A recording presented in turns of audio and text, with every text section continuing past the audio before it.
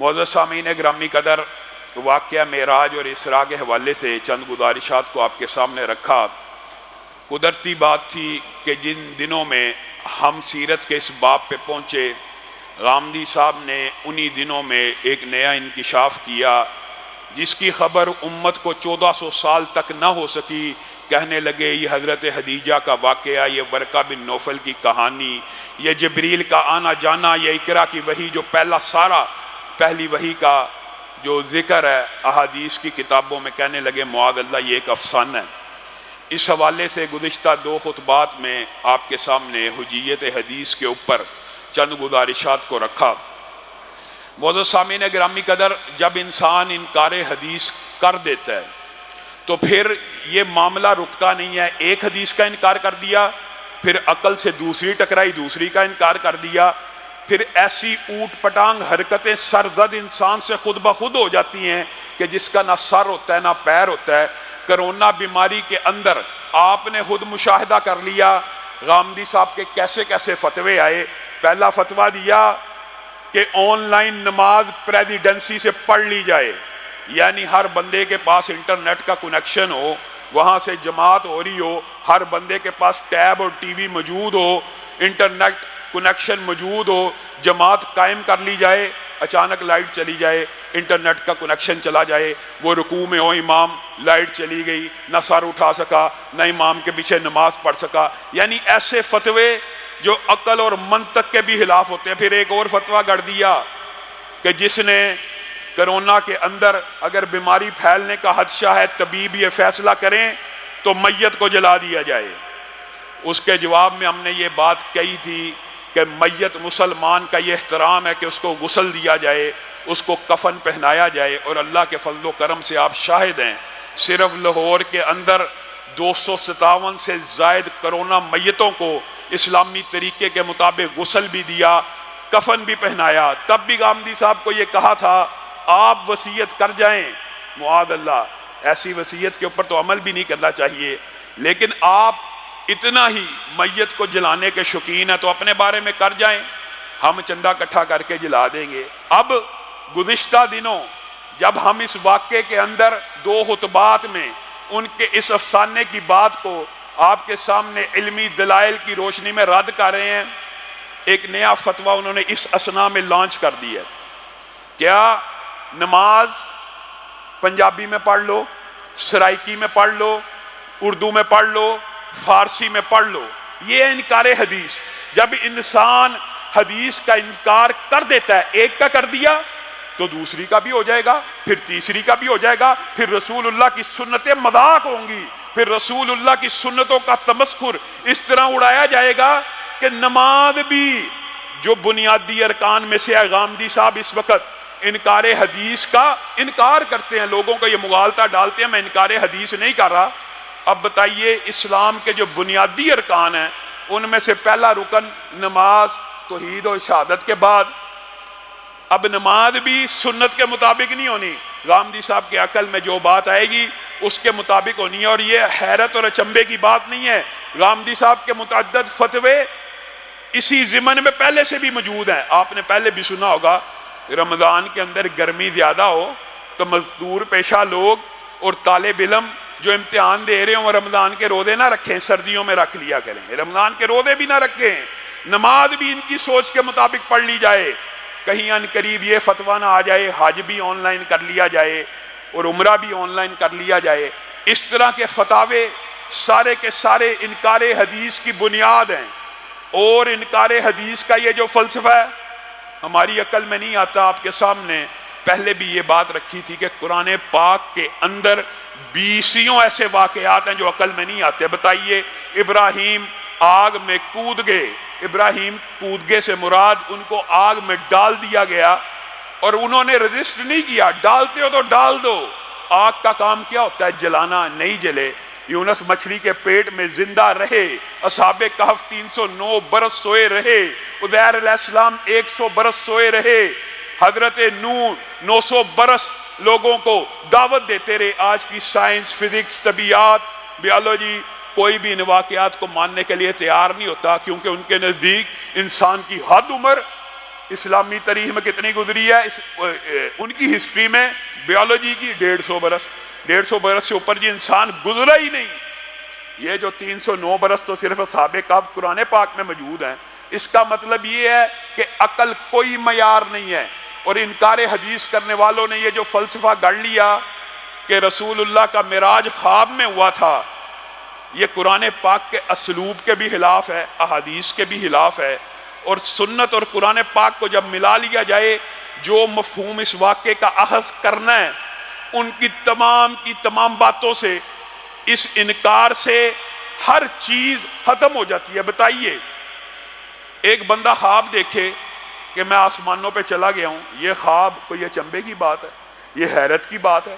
یہ کوئی تعجب کی بات ہے؟ اللہ تعالیٰ تو اس واقعے کی ابتدا کیسے کر رہا ہے؟ سبحان الذی، صرف اس لفظ سے انکار حدیث کا ہر فلسفہ، ہر باطل نظریہ گر جاتا ہے۔ سبحان الذی، اللہ ابتدا ایسے کر رہا ہے کہ ایک نہایت حیرت انگیز محیر العقول واقعہ اللہ بیان کرنے لگا ہے۔ سبحان الذی، پاک ہے وہ ذات، قدرت والی ہے، جلالت والی ہے۔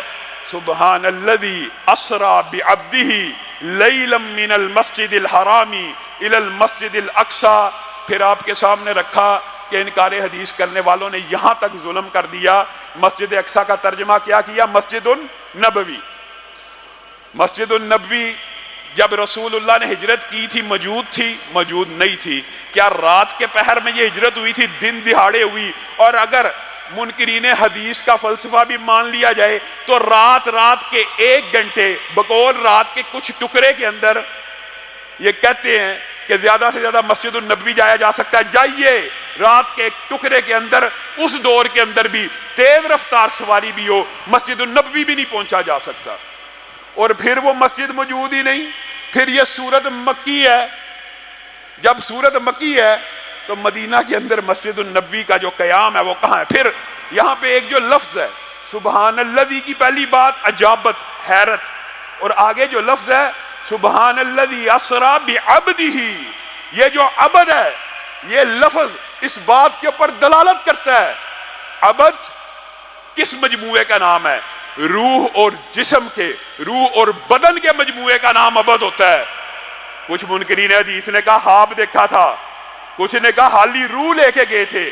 حالی روح کو کون عبد کہتا ہے؟ اٹھائیے، لغت سے بھی اگر آپ نے جواب دینا ہو، حالی عبد کا لفظ روح اور جسم کے علاوہ کبھی نہیں بولا جاتا۔ گویا یہ سارے کے سارے فلسفے اسلام کے اندر دراڑ ڈالنے کے لیے، لوگوں کے ذہنوں میں شکوک و شبہات پیدا کرنے کے لیے۔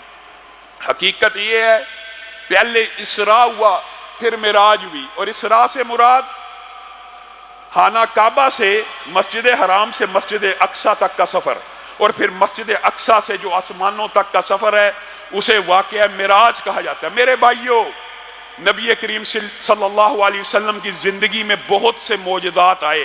انشاءاللہ سیرت کے باب میں 1 یا 2 خطبے اسپیشل نبی کریم صلی اللہ علیہ وسلم کے معجزات کے حوالے سے آپ کے سامنے رکھیں گے۔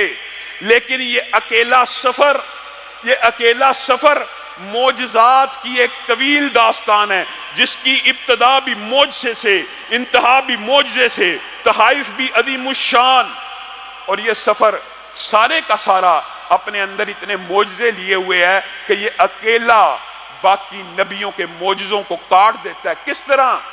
پہلی بات، رسول اللہ صلی اللہ علیہ وسلم ام ہانی کے گھر میں تھے، اور آپ کو بتلایا گیا کہ یہ سفر اسراء اور معراج رسول اللہ صلی اللہ علیہ وسلم کی تسکین قلب کے لیے، تشفی قلب کے لیے، اور تاکہ ان کو اللہ تعالیٰ اپنی نشانیاں دکھائے، اور اللہ نے قرآن میں کہہ بھی دیا تاکہ محمد صلی اللہ علیہ وسلم اللہ کی بڑی بڑی نشانیوں کو دیکھ لیں۔ یہ جو غم آیا خدیجہ کا، یہ جو غم آیا ابو طالب کا، اس کے اوپر اللہ تعالیٰ مرہم رکھنا چاہتے تھے۔ ابتدا کیسے؟ اور یہ ام ہانی کے گھر میں سوئے ہوئے ہیں، اور رسول اللہ نے جو حدیث میں کہا کہ میں اپنے گھر میں تھا، اس کی وجہ یہ تھی کہ رسول اللہ ان ایام میں ام ہانی کے گھر تھے، اور ان کے گھر کو اپنا گھر کہا۔ یہ بھی منکرین حدیث نے اس کے اوپر بھی بڑی لغو باتیں کی ہیں، لیکن ہم سیرت کے اس باب کی طرف بڑھتے ہیں۔ ام ہانی کے گھر سے جبریل امین نے نبی کریم صلی اللہ علیہ وسلم کو اٹھایا، ابتدا بھی معجزے سے ہو رہی ہے، حتیم میں لے کے آئے، بیت اللہ کا وہ حصہ جو گئے ہیں ان کو پتہ ہے، حتیم ایک حصہ ہے جو آگے سے ایسے گول ہے، اور وہ خانہ کعبہ کے اندر اگرچہ اس وقت عمارت کے لحاظ سے شامل نہیں ہے لیکن حکمن ہے، وہ خانہ کعبہ کا اندر ہے۔ حتیم میں رسول اللہ کو لایا گیا اور رسول اللہ فرمانے لگے، اس وقت میری کفیت کچھ غنودگی کی ہوگی، وجہ بھی بیان کر دی۔ نبی کریم صلی اللہ علیہ وسلم کے ساتھ زندگی میں 3 مرتبہ اور بعض محدثین اور مفسرین اور مورخین کے نزدیک 2 مرتبہ شک صدر کا واقعہ پیش آیا۔ ایک بچپن میں آپ کے سامنے رکھا تھا جب سیرت کا ابتدائیہ بیان ہو رہا تھا، دوسرا شک صدر کا واقعہ جس دن نبی کریم صلی اللہ علیہ وسلم کو اسراء کروانا تھا، معراج کروانا تھا، اس دن بھی سینے کو چاک کیا گیا، اس لیے ہلکی سی غنودگی آئی تاکہ تکلیف نہ ہو۔ اور پھر وہی بات منکرین حدیث نے کہا یہ کیسے ہو سکتا ہے کہ آپریشن ہوا ہو؟ آج ہارٹ کا آپریشن اگر انسان کر سکتا ہے، اس وقت جبریل امین کیا نبی کریم کا سینہ چاک کر کے؟ اور یہ منکرین حدیث کے لیے اس کے اندر بھی عبرت ہے کہ صحابہ کہتے ہیں اللہ کی قسم ہم اس آپریشن کے، اس چیر کے نشان اپنی آنکھوں سے دیکھتے تھے جو شک صدر رسول اللہ صلی اللہ علیہ وسلم کے ساتھ بچپن میں ہوا اور واقعہ معراج کی رات ہوا۔ رسول اللہ صلی اللہ علیہ وسلم کے سینے کو چاک کیا گیا، سونے کا تشت لایا گیا، رسول اللہ کے دل کو آب زمزم سے دھویا گیا، مزید پاک کیا گیا، مزید پوتر کیا گیا۔ کیوں؟ ابتدائی معجزہ، انتہا بھی معجزہ۔ ابتدا کے اندر بھی جب پہلی مرتبہ شک صدر ہوا تھا تب میں نے آپ کے سامنے ایک بات رکھی تھی کہ ابھی تو نبوت بھی نہیں تھی آئی، ابھی تو رسالت بھی نہیں تھی آئی، ابھی تو رسالت کا اعلان نہیں تھا ہوا، شک صدر ہوا۔ اس سے پہلے بعض روایات ایسی ملتی ہیں کہ جن کی اسناد میں کچھ ضعف ہے لیکن مفہوماً وہ درست ہے۔ اس کے اندر سے ایک روایت کیا تھی کہ ابھی بچے تھے، 2 فرشتے نازل ہوئے، ایک نے کہا ہوا ہوا، دوسرے نے کہا نام ہوا ہوا۔ کیا یہ وہی ہے؟ ہاں یہ وہی ہے، یعنی اسی کا آپریشن کرنا ہے؟ جی اس کے ذرا باطنی مقام و مرتبے کو جانچا جائے۔ رسول اللہ کو ایک بندے سے تولا گیا، رسول اللہ کا پلڑا بھاری ہو گیا، یہ ابھی بچپن ہے۔ رسول اللہ کو 10 سے تولا گیا، 100 سے تولا گیا، 1000 سے تولا گیا، 1,00,000 سے تولا گیا، رسول اللہ کا پلڑا بھاری ہو گیا۔ انہوں نے کہا ایسے نہیں تل سکتا، کچھ اور کرنا پڑے گا، بندوں کی تعداد تخیلاتی طور پہ بڑھائی جائے۔ ایک میزان قائم کیا گیا تخیلاتی طور پر، جو حدیث آئی ہم اس کے اوپر ایمان لے کے آتے ہیں، اور مفہوماً بھی یہ بات درست ہے، سند میں اگرچہ بعض جگہ ضعف موجود ہے۔ رسول اللہ صلی اللہ علیہ وسلم کو 1 کروڑ سے تولا گیا، 10 کروڑ سے تولا گیا، 1 ارب سے تولا گیا، میرے نبی کا پلڑا بھاری ہو گیا۔ انہوں نے کہا ایسے نہیں تل سکتا، تمام انسانیت کو آدم سے لے کر قیامت تک جو پیدا ہونی ہے اس کو ایک پلڑے میں ڈال دیا جائے، تنہا آمینہ کے لال کو دوسرے پلڑے میں ڈال دیا جائے۔ اللہ کی قسم یہاں پہ رکیے، غور کیجئے، ایک پلڑے میں سارے انبیاء، ہر نبی کے صحابی، ہر امت کے شہداء، صلحاء، اولیاء موجود ہیں، دوسرے پلڑے میں تنہا آمینہ کے لال موجود ہیں۔ اور جب میرے نبی کے باطنی مقام و مرتبے کو پوری انسانیت سے تولا گیا، میرے نبی کا پلڑا بھاری ہو گیا۔ یہ بچپن ہے، اس نبی کا نظام چھوڑ دیں اور محبت رسول کے جھوٹے دعوے اور نعرے لگانے والے لبرل اور سیکولر لوگ، میں ان کو تان و تشنیع کا نشانہ اس حوالے سے نہیں بناتا، میں نے خود اس بات کا مشاہدہ کیا ہے اور جو مشاہدہ کیا سچ بیان کرتا ہوں۔ بہت سے بے عمل سیکولر اور لبرل لوگ بھی جو مسجد میں نہیں آتے، جو روزے بھی نہیں رکھتے، عبادات میں کم تر بھی ہیں، اللہ کی قسم ان کے دل میں بھی رسول اللہ کی محبت ہوتی ہے کیونکہ کلمہ پڑا ہوا ہے۔ لیکن میں ان سے یہ سوال پوچھنا چاہتا ہوں، رسول اللہ سے ایسی محبت کا کیا فائدہ کہ رسول اللہ تمہارے دل میں تو ہیں، تمہارے دل کے امام ہیں، لیکن تمہیں رسول اللہ کے نظام سے نفرت ہے؟ یہ کیسی محبت ہے؟ اصل محبت یہ ہے، اگر رسول اللہ کا مقام تمام انسانیت سے اعلیٰ ہے، افضل ہے۔ ہر مسلمان کا یہ عقیدہ، ہر مسلمان کا یہ عقیدہ ہے۔ اس عقیدے کے بغیر مسلمان کا ایمان کامل نہیں ہے۔ یہ نبی کریم نے کہا جب تک میں اس کے لیے اس کے والدین، اس کے گھر والوں، اس کے مال سے بڑھ کر محبوب نہ ہو جاؤں، اس وقت تک بندہ مومن نہیں ہوتا۔ آپ بتائیے کہ بندہ کہ ایمان تو رسول اللہ پہ ہے، محبت تو رسول اللہ کی ہے، لیکن رسول اللہ کا نظام جو سزاؤں کا ہے وہ قبول نہیں، رسول اللہ کی تجارت قبول نہیں ہے، رسول اللہ کے معاملات قبول نہیں ہیں، رسول اللہ کی معاشرت قبول نہیں ہے، تو پھر تم اپنی محبت کے نعرے اور دعوے میں جھوٹے ہو۔ تم نے صرف رسول اللہ سے نام سے محبت کی ہے، ان کے نظام سے نفرت کی ہے۔ یہ کیا عجیب بات ہے؟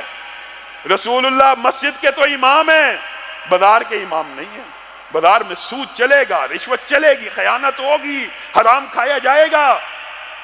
رسول اللہ مسجد کو تو امام ہے، سیاست کے امام نہیں ہیں۔ سیاست چور کرے گا، سیاست لٹیرا کرے گا، سیاست وڈیرا کرے گا، سیاست ذات اور برادری اور کنبے کی بنیاد پہ ہوگی۔ یہ آج مسلمانوں کے زوال کی وجوہات ہیں کہ تمہیں رسول اللہ کے صرف نام سے محبت ہے، رسول اللہ کے نظام سے محبت نہیں ہے۔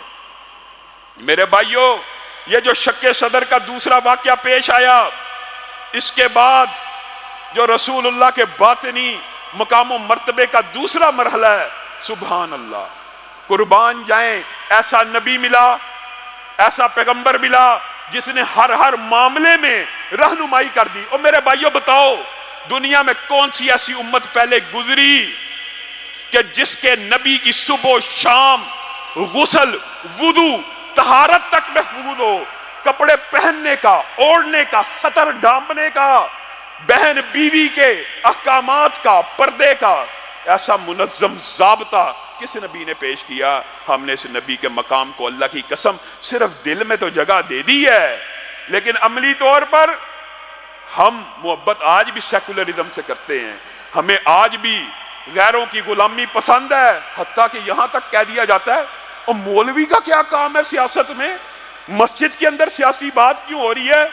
رسول اللہ صلی اللہ علیہ وسلم کہتے ہیں پھر اچھی طرح میرے سینے کو بند کیا گیا، اور ایک سواری جو گدھے سے کچھ بڑی تھی اور خچر سے کچھ چھوٹی تھی وہ میرے سامنے پیش کی گئی، اس کو براق کہتے ہیں۔ آپ جانتے ہیں براق جو ظاہر ہے اللہ رب العزت نے آسمانوں سے نازل کیا تھا، ایک خاص پیغمبر کے لیے سواری مہیا کرنی تھی، کچھ نخرے دکھانے لگا تو جبریل امین نے اس کو تھپ تھپاتے ہوئے کہا، شوخی کرتے ہو، اڑتے ہو، نخرہ دکھاتے ہو، حالانکہ قیامت تک تمہیں اس سے بہتر سوار نہیں ملنے والا۔ اچانک براق بالکل سنجیدہ ہو گیا اور رسول اللہ صلی اللہ علیہ وسلم کے سامنے ادب سے گردن کو جھکا دیا۔ رسول اللہ اس کے اوپر سوار ہوئے۔ میرے بھائیو، یہاں پہ یہ بات بھی سمجھ لیجئے، بعض لوگوں نے سمجھا کہ براق آسمان پر لے کے گیا۔ براق آسمان پہ لے کے نہیں گیا، اس کے بہت سے دلائل ہیں، لیکن کہنے میں کئی لوگوں کو یہ مغالطہ ہوا۔ براق نے جو سفر کروایا تھا وہ مسجد حرام سے مسجد اقصیٰ کا ہے، کیونکہ رسول اللہ فرماتے ہیں کہ براق اپنی نگاہ پر، رسول اللہ کی نگاہ پر نہیں، اپنی نگاہ کے اوپر، آپ کو پتا ہے جانوروں کی جو نظر ہوتی ہے وہ انسان کے مقابلے میں کس اینگل، کس زاویے کی ہوتی ہے، اپنی نگاہ کے مطابق قدم رکھتا تھا، اور چند ہی دیر میں مجھے مسجد اقصیٰ میں لے آیا۔ میں نے اس کو وہیں پہ باندھا جہاں پہ سابقہ انبیاء اپنی سواریوں کو باندھا کرتے تھے۔ پھر یہاں پہ رک جائیے، یہاں پہ مورخین کے، محدثین کے اور سیرت نگاروں کے دو گروہ ہیں۔ بعض کہتے ہیں کہ یہاں پر جو واقعہ مشہور معروف رسول اللہ صلی اللہ علیہ وسلم کی امامت کا، وہ معراج سے قبل پیش آیا، بعض نے کہا معراج کے بعد پیش آیا، لیکن حقیقت بات اگر پورے واقعے کی ساری احادیث کا مطالعہ کیا جائے تو ابتدا ہی سے معجزے شروع تھے۔ رسول اللہ کو تشفی، تسلی کرانا مقصود تھی، براق کی سواری فراہم کی گئی۔ مسجد اقصیٰ میں جو لانے کا مقصد ہے، ایک تو وہاں کی زیارت تھی، ایک تو اس مسجد کی اہمیت اور افادیت بیان کرنا تھی، دوسری رسول اللہ صلی اللہ علیہ وسلم نے جب مسجد اقصی کے اندر قدم رکھا، بہت خوبصورت چہرے دیکھے، بڑے نورانی چہرے دیکھے، سرخ و سفید چہرے، لمبے خوبصورت، نور برس رہا ہے، چہروں سے ٹپک رہا ہے۔ رسول اللہ نے جبریل امین کو کہا یہ کون لوگ آئے ہیں؟ میں نے آج تک ان سے خوبصورت معاشر، ان سے خوبصورت مجمع نہیں دیکھا۔ جبریل مسکرانا شروع ہو گئے، کہا آدم سے لے کر عیسیٰ تک جتنے پیغمبر، اللہ تعالیٰ نے عیسیٰ کو تو زندہ اٹھایا، باقیوں کو جب فوت کر کے اپنے پاس بلا لیا، آج آپ کے اکرام کے لیے یہ معجزہ ہے، یہ دلیل نہیں بن سکتی، لیکن معجزے اللہ طور کے اوپر، معجزے کے طور پہ آپ کے لیے ان کو آسمان سے اتارا گیا۔ میرے لیے کس لیے اتارا گیا ہے؟ ان کو نماز پڑھنے کے لیے اتارا گیا ہے۔ نماز پڑھنے کے لیے کس کے پیچھے یہ نماز پڑھیں گے؟ کون ہے جو ان کو نماز پڑھائے گا؟ جبریل امین نے اس وقت نبی کریم صلی اللہ علیہ وسلم کے کاندھہ اقدس کے اوپر ہاتھ رکھا اور 1,00,000 سے زائد انبیاء کے مصلی امامت پہ کھڑا کر دیا۔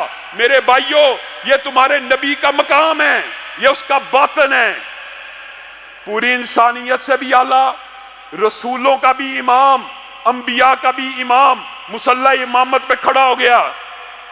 یہاں پہ رکنا ہے، یہاں پہ غور کرنا ہے کہ جو محمد صلی اللہ علیہ وسلم پورے نبیوں کو جماعت کروا رہے ہیں، پورے نبیوں کی امامت کروا رہے ہیں، تو نے اور میں نے انہی کو امام نہیں جانا؟ تو نے اور میں نے انہی کو بڑا نہیں جانا؟ رسول اللہ کی ذات سے بڑی محبت ہے، رسول اللہ کی بات سے محبت نہیں ہے۔ کیوں نہیں ہے؟ اس سے بہتر انسان چشم فلک نے کوئی دیکھا ہے؟ اس سے اعلیٰ ہستی کائنات کے اندر کوئی آئی ہے کہ 1,24,000 انبیاء کے مصلی امامت پہ جبریل امین ان کو کھڑا کر رہے ہیں اور وہ نماز کو ادا کر رہے ہیں؟ سارے پیغمبروں کو ان کے پیچھے نماز پڑھنے کے لیے اتارا گیا۔ اس نماز سے فارغ ہوئے تو جبریل امین 2 پیالے لے کر نبی کریم صلی اللہ علیہ وسلم کی خدمت میں حاضر ہوئے، ایک دودھ کا اور ایک شراب کا۔ آپ نے یہ حدیث سنی ہوگی لیکن شاید کبھی غور نہیں کیا۔ رسول اللہ صلی اللہ علیہ وسلم دودھ کی پیالے کی طرف بڑھے، جبریل نے کہا چنیے ان دونوں میں سے کون سا پیالہ آپ پینا چاہتے ہیں؟ رسول اللہ صلی اللہ علیہ وسلم نے فطری طور کے اوپر دودھ کے پیالے کو پسند کیا اور پیا۔ جبریل امین خوشی اور مسرت سے ٹمٹمانے لگے، کہنے لگے آپ نے فطرت کو چن لیا۔ اس حدیث کا کیا مطلب ہے؟ فطرت کو چن لیا، آپ نے فطرت کو چن لیا، آپ کی امت کا بڑا حصہ فطرت پہ قائم رہے گا۔ یہ آج رسول اللہ صلی اللہ علیہ وسلم کے اس فیصلے کی برکت ہے کہ ہم فطرت کے اوپر کسی نہ کسی طرح قائم ہیں، طہارت کے نظام کے اوپر قائم ہیں اور بے حیائی کے ان طریقوں سے دور ہیں جو غیر فطری ہیں۔ فطرت اور غیر فطرت کا شراب اور دودھ سے کیا تعلق ہے؟ یہ بات بھی سمجھنے کی ضرورت ہے۔ دودھ ایک نیچرل فطری مشروب ہے جو براہ راست گائے، بھینس، بکری، اونٹنی سے اگر دھویا جائے براہ راست حاصل ہو جاتا ہے۔ یہ تو فطری تو ہوگی، یہ تو فطری مشروب ہو گیا، فطرت کے قریب تر ہو گیا۔ اور شراب کیسے بنتی ہے بتائیے؟ کیسے بنتی ہے؟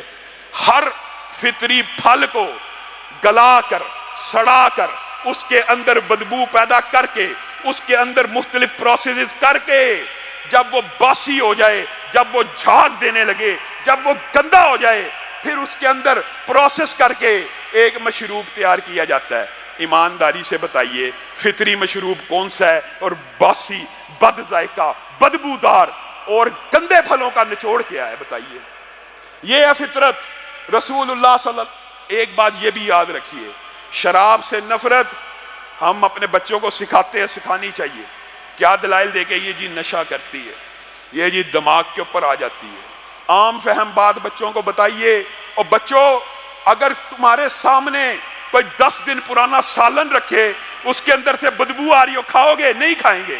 اور یہ 20 دن، 20 سال کئی، اور جتنی پرانی ہو جائے اتنی قیمت زیادہ ہو جاتی ہے۔ سینکڑوں سال پرانی، کئی ہم کبھی بار دورے پہ جائیں، لوگ بتاتے ہیں کئی ایسے انہوں نے لگائے ہوئے کیمیکل کہ ایک 100 سال گزر گیا کہ جتنا پرانا باسی پھل ہو، جتنا گندا ہو جائے، جتنا گل سڑ جائے، اتنا مہنگا ہو جاتا ہے۔